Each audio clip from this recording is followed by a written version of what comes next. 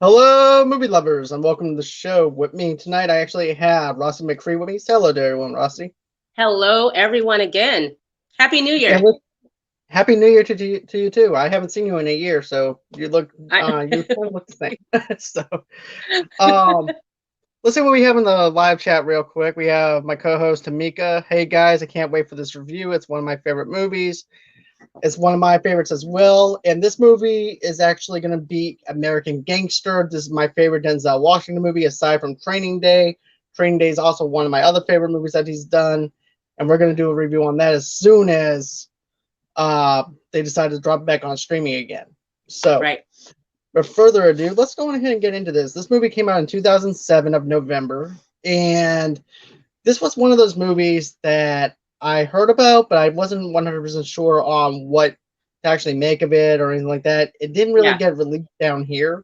So I actually had the privilege of actually seeing it afterwards. And I love this movie. This movie is really good. I like the fact that it's actually different. It focuses on the African American community and everything. It shows Yes. diversity instead of it focusing on the mob. It doesn't focus Right. on the Scottish mob. It doesn't focus on the Irish mob, and that's something that I really like. Is the fact that it's so different. And I never even heard of Bumpy until I watched this movie, or Frank Okay. Lucas for that matter. So I had no Okay. idea going into it that Frank Lucas was a real person or Bumpy was a real person. But the thing that I have to say is Denzel always nails every single movie that he's in. Yes, he does. Wow. And the opening scene alone with Frank is actually he ends up doing something for Bumpy where he winds up pouring the gasoline on this one person and then lighting him up. And I thought that was really the graph. It was so graphic though. I mean, but it Yes. was so realistic. You actually do feel like you're in the shadows with Bumpy. You actually feel like you're in the shadows with Denzel Washington, Frank Lucas, watching this guy die. And then Right. it goes into the other thing where Bumpy's actually being like a concierge uh, to Frank in a way, Yes. counseling him through this whole entire process of like, things have changed now since I've been around. This is your time basically to rise up. And Right. sooner or later, you're going to rise. So that has like a little Godfather feel to it. Yes, it What did you does. think? The intro, like you said, with the guy being set on fire, that scene, you definitely. I mean, for me, as soon as I saw that scene, you're ready to go along for the ride and find out what's going on. And then the next scene where Frank and Bumpy, his mentor, are at I think it's a furniture store Mhm. The where con- yeah, where Bumpy ends up, I think he had a heart attack, but he ends up dying there with Frank, which for me then starts Frank's part of the movie, him taking over for Bumpy. And so the funeral scene where Bumpy's associate, I think his name was William, Yeah, William. something Williams. Yeah, he walks up to Frank Lucas and lets him know that basically Bumpy has you covered. You're going to be taken care of. Anything that you need, you come to me. And so he becomes Frank's kind of guide, Right. along Frank's rise. So, yeah, That's something that I really liked was is like I know that Bumpy's gone. I know he was a big mentor to you. He was like a father figure to you, but yes, he took care of you, and that's something yes, that I really liked from that. And then all of a sudden, Frank is like doesn't even care about that at that moment. He's looking around. He's looking at everybody, watching everybody, right, and observing everybody, and then analyzing them. And like, you know what? These people think that just because Bumpy is dead doesn't mean that you don't owe me any money because you owe me right, money and you're gonna pay up. And he even says that he right, goes, "These people are gonna pay up and right. everything. They just don't And know it yet." also, oh, go ahead. And also, just a little bit about Bumpy. His claim to fame was like I think it was in the early 60s. He was like a Hmm. huge drug dealer in Harlem. And he was also known as like a legendary gambler in Harlem. Yep. So that was his claim to fame. And therefore, he becomes Frank's mentor. Right. So when the funeral scene is over with and Frank is looking around and, basically I'm going to collect these debts. It's not done, just because Bumpy's dead. He then goes and does that. And that's when we meet Idris Elba, who plays Tango. Yeah. Who thought he would be in charge. Yes. Right. I love the back and forth between Tango and Frank. Yeah. I thought the beef was like legit between them. Yeah. And in fact, I even forgot Idris Elba was even in this movie until I rewatched it again. Right. Because Idris wasn't as big name star as he was back then as he is now. Right. And just to see the rise of Idris is just amazing. But the beat between them two was really good. I liked it whenever Frank is actually eating in the diner.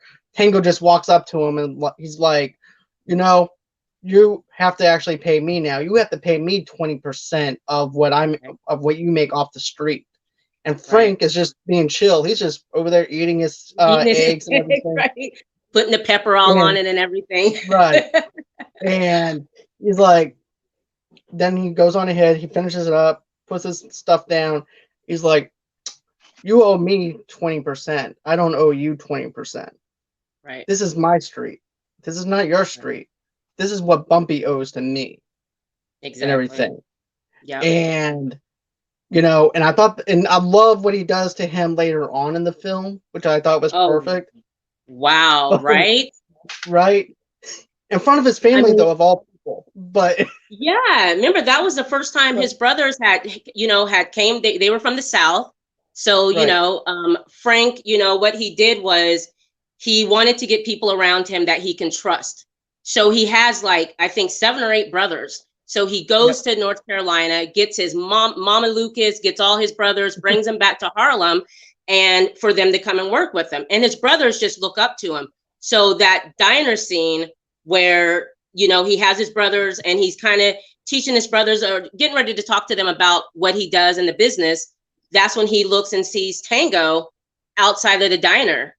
And I remember him taking the little sugar container, emptying it out in the little glass, takes it outside, tell his brothers, I'll be back. And they get up, they're looking out of the diner window. They've never seen their brother in action, don't know that their brother's this guy.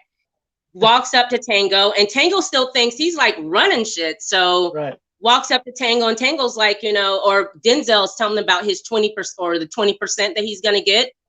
And, Tango's not realizing that, Frank Lucas is a man and totally just, where's my money? I'm running this. And then Frank Lucas pulls the gun out, puts it up to his head.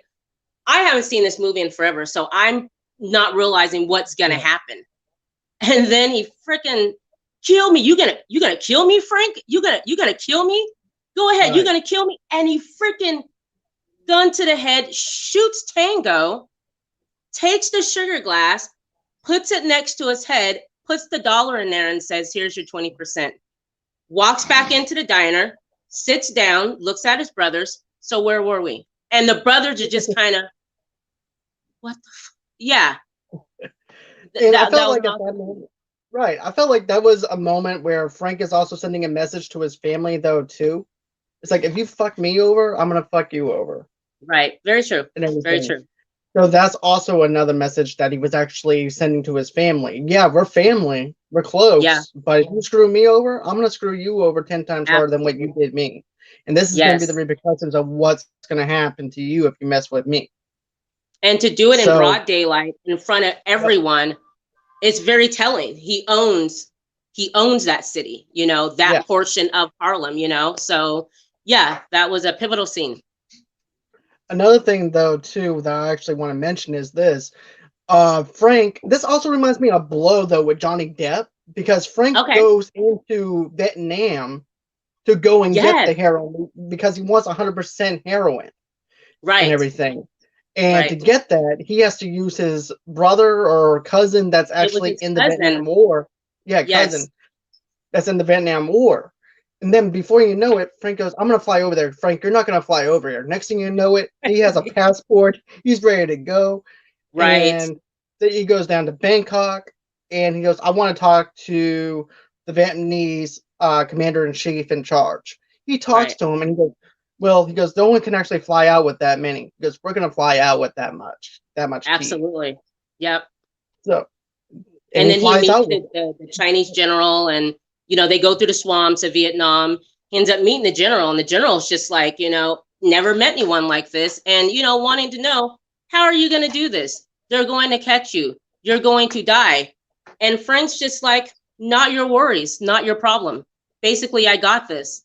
And shoot, he comes back to America with what he was only supposed to pay like 50,000, gives him the Right. 100,000, lets him keep it, just to make a point, and Right. comes back with the 100%. Was it heroin? Yeah, it's Pure heroin. Pure heroin. Yes. And I really liked that whole entire getup. And not only that, but he also used some of Bumpy's money to actually get the passport and everything over there to get Right. things flowing. And then he Right. just gives the bank teller, the guy that's with him in the vault, he goes, here's a stack for you. Right. And then put the rest back in the vault. Buy Right. yourself a new suit. And then he goes over, of course, to Vietnam, but I thought that scene was just funny and the way it was actually laid out. Yeah. It's like, here, thank you for helping me. Thank you for getting me the access to the vault. Here's your half for just giving me going into the vault. Right. And everything. So I thought that was actually pretty cool. Then another thing though too is let's talk about the other detective. Let's talk about Richie for a minute. Richie, yeah, Richie, okay. because while all this is going on, Richie's battling his own battles, his own demons. Yes. Because he's a great detective, but he's a shitty husband. He's down on his luck. Absolutely. He's banging the lawyer that's giving him the divorce. Right? So that was something that I forgot that happened in the movie. Same thing with the Idris Elba scene. And I was just laughing my ass off, though. I'm like, dude, you're banging your own lawyer. That should be a conflict of interest. I was shocked. I was shocked that he was doing that, and don't forget about, like you said, when Richie, who is Russell Crowe, and his partner, who's really good friends, Javier. Remember, the scene where they're following someone with the money, and they end up taking the lock. They break into the car, and they found the $1 million. And remember, Richie didn't take the money. He turned all the money in, which was unheard of, because obviously at that time a lot of crooked cops in New York, so they're taking from the drug dealers and putting it back on the street. And we find out that Javier, his partner, ends up having a problem. Remember that? Yeah, he actually has a drug problem of his own. He's on heroin. Not only that, but Javier does a bunch of screwed up stuff, though. Like, even before that. Okay, so let's talk about this for a minute. Javier also tells him, cops shoot other cops because of the fact that, for turning other turning the money in when they're supposed to be turning the blind eye. But Javier does this jacked up thing, though. He's in a neighborhood that is not even protected by their unit. He calls in Richie. Richie's thinking that maybe he's undercover, maybe something happened to him, and he's against it. He's out of his jurisdiction on this. So I think it was like a drug deal that went wrong, or something that was owed to somebody, and Javier went on ahead and was trying to steal his money, and then Javier shoots him. But so Richie's trying to think of how to actually get him out of trouble, even though he knows that he's not supposed to do it. But he's also trying to get himself out of there, though, too, because he's now involved. And Javier put him in that predicament. That's all I wanted to say. Oh, I just want to say, like, the scene that you're talking about, I found the sickest part of it is how, Richie is trying to figure out how they're going to get out of that apartment, because they're in the projects. Like you said, they're not covered. They're not supposed to be there. You have everyone in the projects at that door because they hear the gun go off when Javier shoots the drug dealer, the user, whatever. And remember what they did? They freaking bandages up the guy's neck, opens his eyes up, put him on a gurney to make it seem like the kid was still alive, just to get them out of that situation and out of the neighborhood. Where when Javier ends up, asking Richie, help me out. Like, I made a mistake, help me out. And Richie's like, I can't do that. Javier jumps out of the freaking the ambulance and the next scene we see, I think, is he's dead.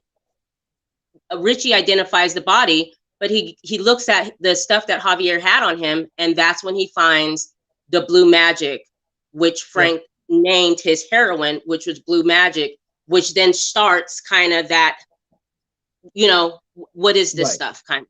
Yeah, it was new on the street. Right, not only that, but this also sets up a beef war between Robert Downey, not Robert Downey Jr., Cuba Gooding Jr. The beef war between them two. That's right. He plays Nicky Barnes. Yeah, and he even goes to his club and say, "Hey, look, what the fuck is this? You took my blue magic and you basically copyright infringement my product." He goes, "That's right. That's right." And also, too, another thing too that I like that he actually says, name brands mean everything. You can call it whatever you want to call it. He goes, I don't give a fuck what you call it, but you're not going to call it blue magic. Exactly. And so Nikki's like, I'll call it red magic. It's not going to stick, but I'll call it red magic. And Frank's like, I don't give a damn what you call it. Just don't call it blue magic. But yeah, that scene there, because that's his brand. Right. Exactly. Right. No one else had 100% pure heroin. So, yeah. Exactly. And that's also what made Frank the person that he is, the gangster that he actually is because of the fact that everybody else is putting sheetrock in the stuff, doing a bunch of different things with it. Right. Not doing legitimate stuff with it. Right. But Frank stuff is 100% legit. And then Richie's like, I need people on my side and everything because Javier is dead. He died of a heroin overdose. After he turns the money in and everything. So what happens? He sees Javier in the morgue, and then he winds up seeing Norman Reedus in there. I forgot Norman was even in this movie though too. So I forgot.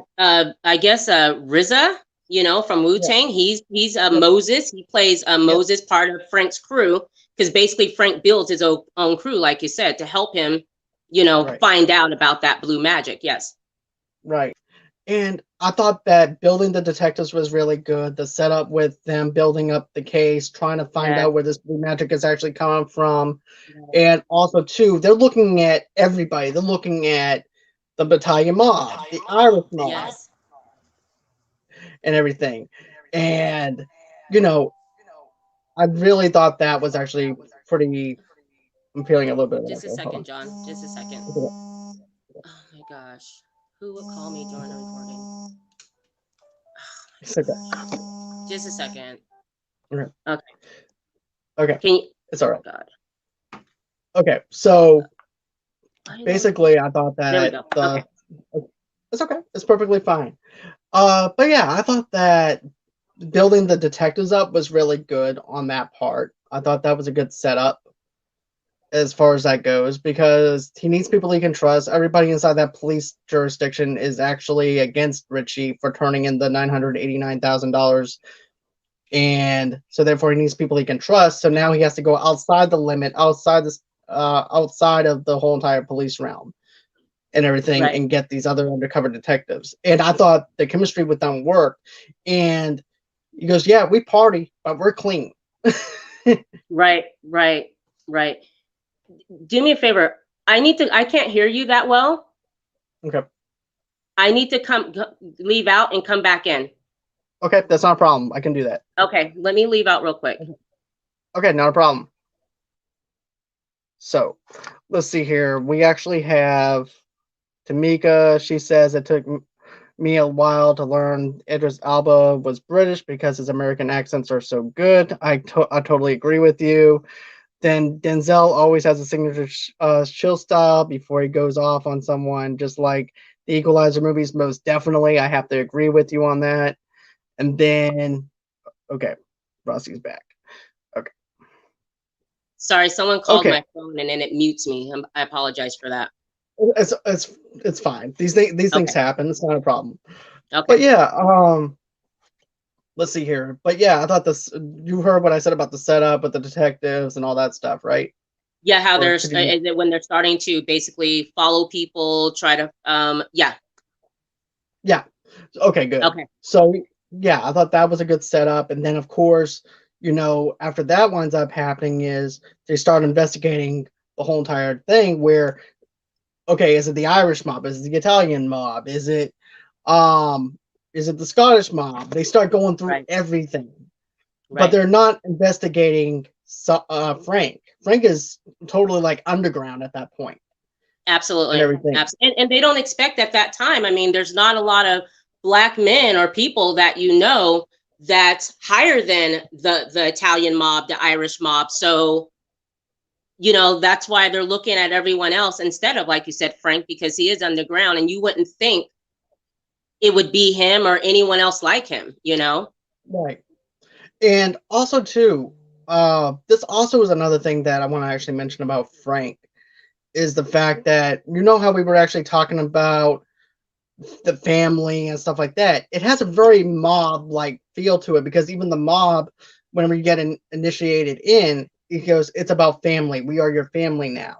Yes. And that's Yes. actually what I feel like from that aspect as Yes. well. And remember, Bumpy also worked with, he Mm-hmm. learned from the Italian mob. And remember, Frank's been with Bumpy for a long time. So he kind of learned that and ran his organization, like you said, like the Italian mob would run it, family, Right. organized, discipline. Right. Yeah. Another thing too, though, this is another thing that I liked, was the fact that everything that Bumpy told Frank to do and Right. everything that Bumpy trained him on, Frank was doing. The turkeys Yes. at Christmas time, doing Right. charity events to make him look legit and Yep. everything. And he's just doing the pattern, doing everything that Bumpy told him to do. But Yeah. another thing too is he even tells his family this. He said Bumpy was a person that didn't own his own brand. He thought he was rich, but he wasn't rich. He was taking Right. commands from other people Right. and everything. Me, on the other hand, I'm going to be different. I'm the one Yes. who has my own brand. I'm the one who's doing it all and everything. I'm my own boss. Right. I don't have to answer to anybody. And at that point, that's when they introduced the family into the heroin business as Yeah. well. And they all had legit businesses. Each brother had, like, one brother had a tire shop, one brother had a laundromat. They all had legitimate businesses. My problem was, if you remember back at the party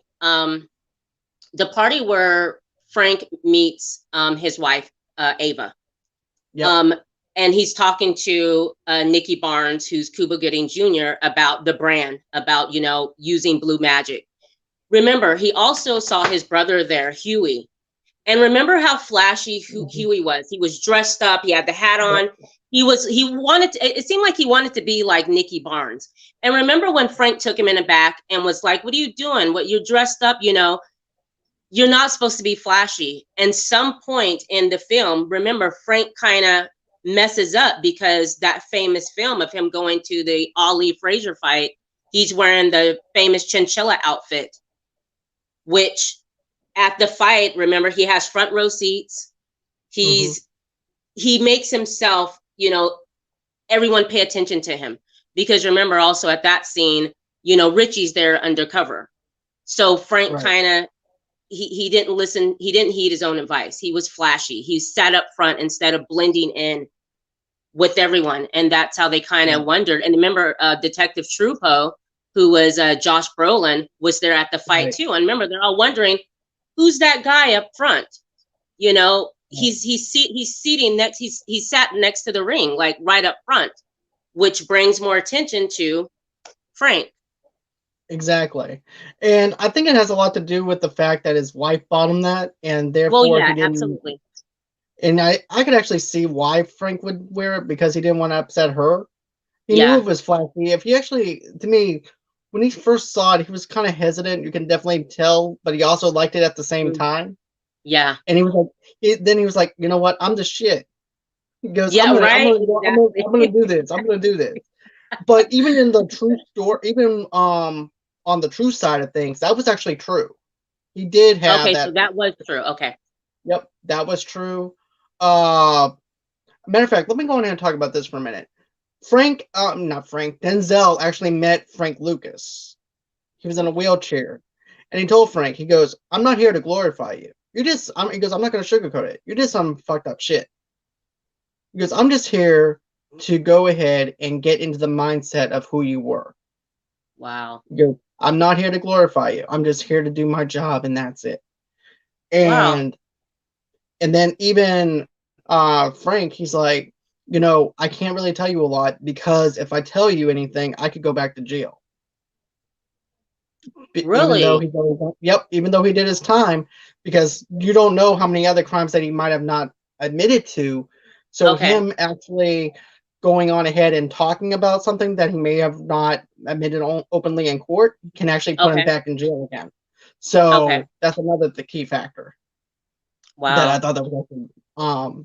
thought that was actually pretty cool. Tamika said they mentioned not being flashing in Goodfellas, I believe.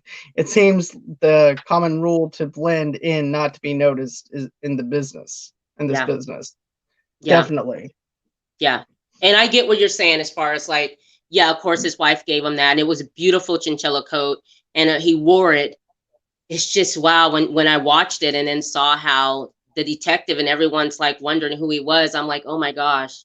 He didn't heed He's his bringing advice." attention to that. Flashy as Right. heck, absolutely flashing. So, yeah, and the scene where I think was it when Josh Brolin, Detective Trupo, confronts him at his wedding Yeah. when he and his wife, basically letting them know, like, I see you. And remember, Right. isn't that the scene afterwards that Frank went, took the chinchilla and burned it? Yep. And he also said this to him. He goes, basically, he's also telling him this: I'll be on your side if you pay me money as well. 10K a month. Yes, Yeah, right. 10K a month for protection. And Yep. he goes, and Frank even says, "Who the hell are you?" He goes, "I'm special." He goes, and he pats him And like this. He goes, "Yeah, you're special," and moves him out of the way, and he goes back right. and makes his exit out, which I thought was classy. That was just perfect. I just love the fact that Detective Trupo, who thought he was in charge because he's been in charge, never met anyone like Frank, And after that threat, to Frank and demanding a 10K, remember the turkey at his front door in the cage? Yep. And he, Yep. Detective goes and opens up his door. It's a turkey there, a live turkey in a cage. And he has this beautiful, I don't know what kind of car it was, looked like a Mustang or something, but it Yeah. blows up right in the driveway, sending Trupo a message. Yep. And while it's during Thanksgiving Day and everything. Yes. So while that's Yeah. going on, Frank is over there enjoying his time with his family and everything during Thanksgiving. Right. So Right. I definitely love the setup for that. That was actually a beautiful setup. And then of course that also pisses him off, the Yeah. detective. And Yes. he decided to do a raid on Frank, Yes. remember? And he even raids the doghouse where Frank actually has the money. That's right. It's underneath the doghouse. That's Right. right. Shoots the dog, because he Mhm. sees something's not right. The doghouse was shaking and moving. Shoots the dog because it's a German Shepherd. It was there to protect the money. And underneath that doghouse, he sees all the money. But tears up Frank's house, slaps his wife in the face. I mean, an absolute mess. And I think Frank was like, wasn't he like he was overseas at the time. I think he went back to go get another bundle. Yep. And a matter of fact, he goes and gets another bundle and everything. And when he finds out and comes back home, he's pissed. Like, he's Absolutely. beyond pissed. Right. And what does he do to him? I want you to go on ahead and tell that part. What did he Uh, do? What did he do? Because I remember Detective, right, I remember the next thing, Detective Trupo. Remember right, he pulled Frank over in the car with Huey, right, and right, Huey had mentioned that it's a problem. I have this stuff on me, right. and it was in the car, which was a no-no. So Trupo comes out, pulls him over, sees that, looks in Frank's car, looks in the trunk, sees that he's, got drugs in the car. And Frank's telling him, you need to go away, pretend like you didn't see this. And then tells him, I can have your house blown up. Do you want your something to happen to your wife? Trupo then leaves, but go ahead and tell me, because at this point, I cannot remember what he does. Well, Frank also threatens him again and tells him also, too, if this actually happens again, he's gonna blow his brains out like any other person on the street. Wow. Okay. Okay. And everything, cop or no cop, he's gonna end up putting an end to him. And I was thinking he was going to do that. I forgot how it ended with Trupo, but for some reason I thought that Frank was Trupo, gonna kill him. right, right, but no, Trupo blows out his own brains Yes, he does, and because everything he because that's like right, further on in a movie, but before that, remember when this thing really started happening, when they, after they raid the house and everything, remember they find out mhm, that, because they end up catching Jimmy Z when they had yep, everyone under surveillance, and they go to Jimmy Z's house. Well, they're surveilling him, and Jimmy Z, who's Frank's cousin, comes out of the house, and he's drunk with the girlfriend. Remember, he shoots his girlfriend like in the back or in the leg. mhm, The cops jump out the car. That's when they bring Jimmy Z in, and he's the connection to Frank, and that was one of the yep, first people that they brought in for surveillance right, of Frank, to get Frank. And that's when, I mean, after that, they're listening to his phone calls. They're, hearing that the planes are coming in from overseas, because at that time they didn't know that that's how they were bringing the product in. right. Another thing too that I actually want to mention is too, that, of course, they put a wire on him, but Yes, remember, Richie's actually following the money yes, because and everything Frank's too. not important to him. He wants to know where the money's going or Right, coming from. Yes, right. So he follows the person from the brother from the tire business and everything, yes, and tries to tail him, and then finally he goes. Richie's like, "Hey, how you doing?" Just just being like a passerby kind of guy yeah, that's right, type of that's thing, right. But I thought that was actually smooth of Richie to actually play it off like he's not tailing him, and Yes, he played it off really well. And at that point, you realize, okay, this money is coming in through the tire shop as a front. right, So you actually have that. So now we have extortion. So now we need to go on ahead and find out what else we have. And exactly. I love whenever they're looking at the army and they're wondering Yeah, how are they bringing this in, because they don't see right, anything on the plane or anything like that. But come to right. find out, they're actually hiding it underneath the floorboards, I believe, or Yeah, it was it looked like inside? Yep. looked like they were the coffins, but they Yeah, in the had a coffin. yeah, they had yeah, like you said, they had a special compartment, and all they had to do was like drill the top of the coffins, and that's where all how they were bringing it in. And remember also, I think in the beginning they showed that they were putting it in packaging it up like Enfamil in the Yep. baby powder. Yep. And also I want to mention that when they brought it over to America, Frank had a project that he basically owned. And remember, at the top floor of that project, that's where they would cut it up and put Right. bag it up to get ready for it to sell. But remember, all the women were the ones that cut up the product, and they all Right. had to be naked because he wanted to make sure no one was stealing anything. Right. Even even Ti is like, why is everybody naked?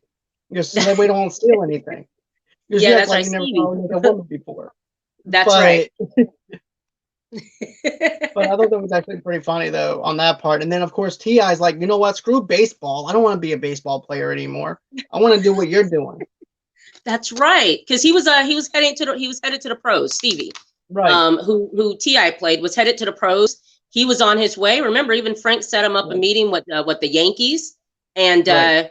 and Stevie didn't show up. And Frank goes to the house, has a meeting with him, and that's when he tells him, "I want to be like you. I don't want to play professional baseball." So then Stevie gets into the business.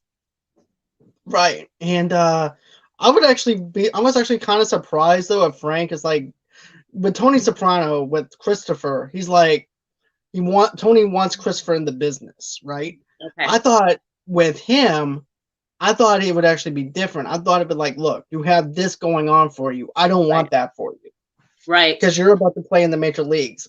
But no, Frank knows that he needs more family. And if you have right. family, you can trust family. You can't Yes, trust outsiders. So he actually exactly. needs more.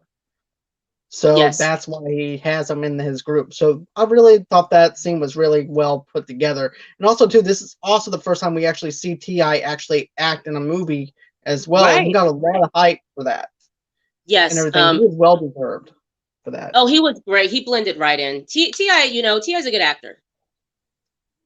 Let's see. Tamika says it's interesting seeing the same rules across the gangster movies. One could almost write a how to book. It's so true because it does play out pretty much the same way. I mean, you do get to the top, but at some point they all go down the same way. They get the small guy on the team that leads to this guy that, you know what I mean? So it is. Right. It's the same story.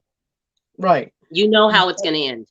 Exactly. And then of Yeah. course finally they're using Rico against Frank to The bring Rico to act. bring yep. And so basically that's when Richie arrests him over at inside the Frank at the church on church. Easter That's Sunday. right. What a And scene everything. that was. That was an amazing scene because everything's going on at the time. Everyone's being busted. And when Frank walks out, because remember, they find out what he does every single day because he has the same thing he does every day. And every Sunday, he takes his mom and his wife to church every Sunday. So Frank is, they're getting ready to leave out of the church. The doors open and Richie's just standing there, front of the car. And Frank kind of looks around and kind of looks around the area and he sees, I mean, they have so many cops and agents. He knew there was nowhere to go. And then the scene where you see the wife and the mom behind him, Mama Lucas, and the scene where the doors just close and you see them behind him and then the doors close and he's there by himself looking at Yeah. Richie. And then, the next scene he's in. And then I liked how Frank said, I'm gonna get out of this. He has that little devilish face on him. Just Right. I'm gonna get out of this. My lawyer, I Right. have a good lawyer, and I have such a good lawyer that he's gonna actually sue you. And then after that, I'm gonna own the whole police department and your jurisdiction. And also too, I'll also pay those cops. So therefore, you don't have anything on me. He goes, I have blue magic. Goes, who gives a fuck? He said, Right. that's Mickey's. He goes, it could, he's all of a sudden trying to, just say, okay, that's not basically just trying to pass somebody else off and everything that, and BS them. And as they sit there and pass the coffee cup, like there's a cup of coffee that they're drinking, and Frank realizes at a point that he's got, they got him. So he throws the coffee cup, and they sit there and pass this coffee cup to each other. He passes it to Frank. Frank says something. Frank passes it back to Richie as they have this dialogue, because Frank wants to know, really, how much do you have on me? And when, Richie lays out, I have A, B, C, D. And once we get in the court, the jury's going to buy it and you'll never, ever get out of prison. And at that point, it looks like when Frank's talking to him and he realizes that, if you look in Denzel's eyes, it looks like he's kind of, his eyes are watery a little bit. You know what I mean? He's pissed and they're kind of watery just a little bit when you look at his eyes because he realized it's over. So he asks Richie, what do I got to do? What do you want? Well, right. Another thing, though, too, is that was over for him is the fact that the war was over, too. That's Vietnam right. War was over. Right. The Vietnam War was over. It was coming to a Right. close. So now Frank is actually trying to figure out how else he's going to actually be able to do this now because the Vietnam War is now over with. So now he's actually trying to find out from the general how he can actually make this last longer. So at that point, you actually have to kind of consider, okay, it's time now to close up shop in a sense because there's no other way to do my blue magic. Now I'm going to have to be just like any other basic person selling heroin on the street now because my stuff's not going to be 100% legit. But he doesn't want to do that. He has too much pride to do that. So he tries to swingle it any way he can. Yeah. And at that point, too, I also like what Richie says, though, in the interrogation room. He's like, well, I got you on racketeering. I have you on extortion. I have you on money laundering. I have you on this. Your brother owns the tire shop as a front. He goes, I got you. That's it. It's over, just like you said. Yeah, it was absolutely done. And so, you know, um, Richie doesn't really want Frank, Richie wants the cops.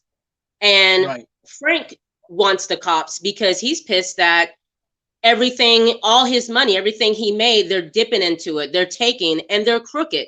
So they come Mhm. to this arrangement where you help us out, we'll get every single cop, because that's what Frank wants. He just wants to make sure every single cop that was involved is taken down in the process of him having to basically tell on them. And Right. they do that. And so you see, from that point on, you see Frank putting together, showing them what cop was with who's doing what, which I think they said 3/4 of the drug enforcement was taken down by Frank Mhm. Lucas. Yep. And Yeah, also, too, another thing that I want to mention is the fact that even the Italian mobster at the very beginning is, yeah, the police actually take it off the streets, but then they wind up selling it back to them right.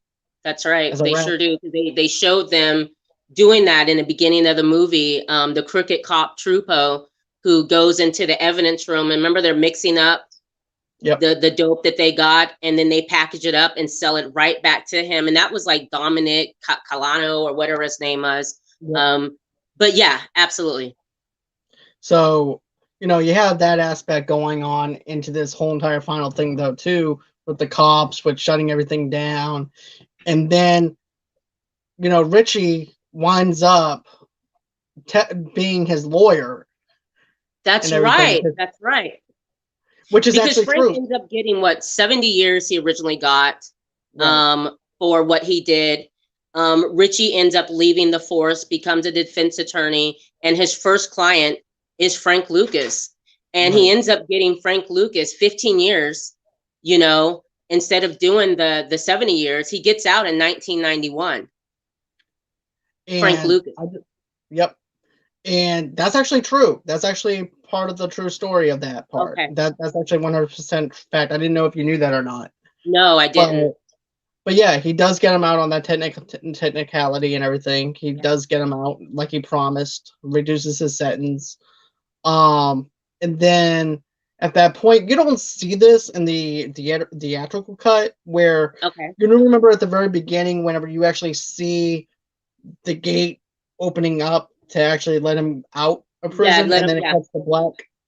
Yep. Well, get this, on the extended cut, it opens up the gate, and then Frank steps out, and then he realizes that time has changed since he was actually a Yes. gangster, Yes. and the streets have changed, everything's changed, the music's changed.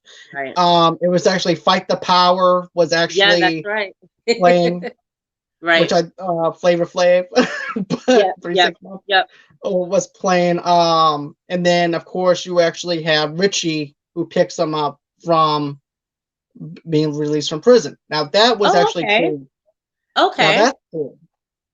Because Richie in the, did pick him the up the from prison. version I saw, it cuts off after Frank gets out, and he's standing there at, Mhm. when he gets out of prison, he's standing there, like you said, the music comes on, Fight the Power comes on, and he's seeing everything's different, and then it pretty much goes off. Yeah. Yep. And Richie does pick him up from prison. That part was true. And Okay. him and Richie are actually having a coffee together, walking on the street together. And Really? yep. And Frank is just observing everything, looking around, looking at everything, looking at how everything has just changed. He sees these two gangsters, wannabe gangsters, on the streets, and the wannabe gangster is just looking. And Frank actually accidentally bangs into him, and the wannabe gangster is just like giving him like a cross-eye like that, and then Frank's doing like this, giving him a cross-eye thing. He goes, "You got a problem, old timer?" He goes, "Nah, do you?" He goes, "Nah, man, I'm good." He goes, he goes back to walking, and then he looks back at Richard. He goes, "You know," he goes, "one phone call, I can have this all back again." Wow. Yeah, Wow. he goes, and he also sees that everything's changed. He goes, a Starbucks, because he never even heard of Starbucks or Right. anything. So everything's changed, and even Harlem has changed. And he goes, I Okay. used to sell heroin right there on that street right there. That used to be my block right there. Wow. And then that's when he tells Richie, he goes, I could actually make one phone call and I could be right back on top. And You Richie's know, just you looking. it's funny because when he gets out, you know how, I mean, you tend to romanticize, mob movies, and you tend to go for the bad guy. And when Frank got out, and you realize that time has changed, or he realizes that time has changed, it's kind of like, man, I hope he has money somewhere. I hope he's, got something, because Oh, they end up taking $225 million of assets in the US and foreign assets from this man. mhm. Yep. Everything. So he's And penniless. obviously, Yep. he got a book deal, he got the movie, so he's good, Right. but yeah, I kind of felt sad for him when he got out. Right. Same here as well. And then I like how Richie just looks at him though too. And of course, Richie, he has that smirk on his face. So does Richie. And but they also have respect for each other, and he also knows that he's not going to do it. Right. So, Right. but that's where it actually ends. And I thought, they could have kept that in there. I thought it would actually be pretty cool if they did, because it Yeah. added a What lot was to another it. 30 minutes? Right. But Yeah. if you want to check out the extended scene, you guys can on YouTube. I'm sure it's there. But Oh, I have the 3 disc cut that I actually have, which the other 2 discs are actually just bonus things. I watched every single one of those disc whenever I did first you bought them. really? Yeah, I'm a huge history buff. I'm a fan of Okay. gangster films, so I just Okay. went on ahead, had my popcorn, and just was eating away with this whenever it came out on DVD because it was such a Also, good I wanted, buff oh, go set. ahead. Also, I wanted to bring up that there is a series that used to come on called American Gangster, and it was narrated by Vin Rames, and he does every single big gangster that we've heard of in an hour documentary, and that Oh used to come wow! on. I used to love watching that show. It is so cool. It's really good. He did Nicky Barnes, Freeway, Rick Ross, of course Frank Lucas. But it was a really good series that used to come on. Oh So you guys nice. can I check think that I've out. heard. Yeah, I think I heard it heard of that before and everything. I just never Okay, got a chance to watch it. But they do you'd love it, have. John. I know I will because you know me. I'm a huge gangster mobster fan of the movies and stuff like that, especially whenever you look Right, at the Soprano stuff and this. So, right. and I'm also excited about Kings of Newark that's going to be dropping for the prequel movie to The Sopranos. So, Really? yep, this is going to be Okay. about yeah. Matter of fact, this is actually going to be the story of Tony Soprano when he was young. Really? Yep, it's going to show Christopher Maltesetti's father. It's going to show Uncle June Young. It's going to show everything. Okay. So I'm excited for it. That's cool. Missy That's really Joe cool. actually said hi to you earlier. Hey, So, Missy.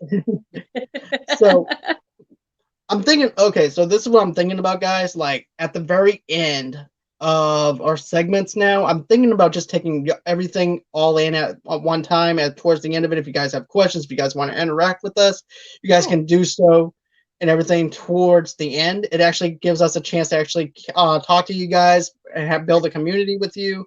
Because here's the thing, I want to be able to interact with everybody. So that's what I want to do.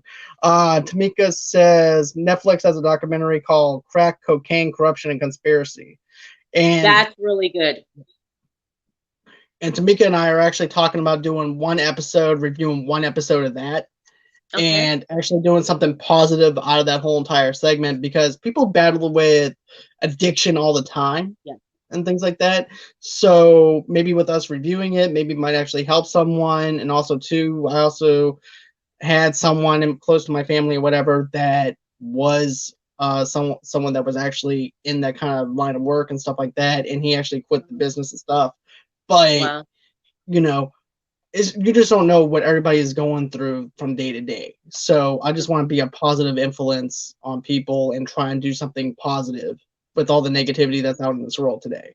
So, Absolutely. oh, and Also, Tamika's also Cocaine inviting us. Cowboys. Huh? Cocaine Cowboys, another one on Netflix. That's really good too, guys. Hmm. Okay, I It never heard of tells that the one. story of remember we did Scarface? It tells Yeah. that story of what happened during that time, during that Scarface era. So that's on Okay. Netflix called Cocaine Cowboys. Okay. And Yeah. you guys, guess what? You actually have an invite from the both of us with doing that Netflix documentary. Thank you. That would You're be welcome. awesome. That would be awesome. All right. So that pretty much wraps up everything that we wanted to talk about with American Gangster. Is there anything else that you wanted to add to it, or was that Um, everything? let's see. Let's make sure I got everything. So I took a lot of notes today about the ending. I Okay. think we did. This was a really good movie. I mean, we could have talked to this for about this for hours.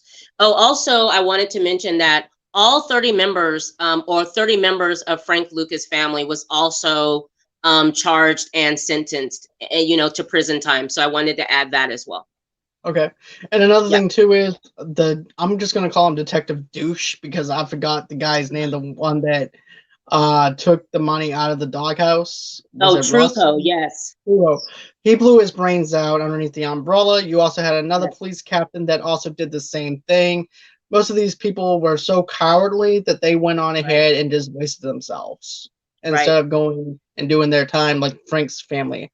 That's one thing I have to say. Exactly. At least Frank's family actually had the balls to actually do their time. Right.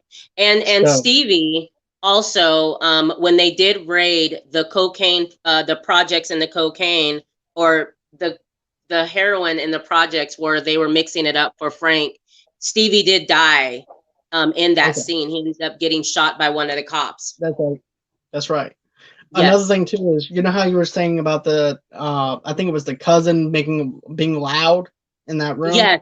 Yes. My favorite quote by Frank is the loudest person in the room is the weakest person in the room, and also too throws him in the piano.